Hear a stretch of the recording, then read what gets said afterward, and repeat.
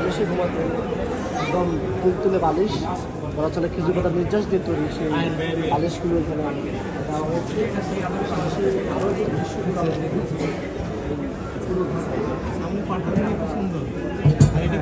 আস্তে আস্তে পাশাপাশি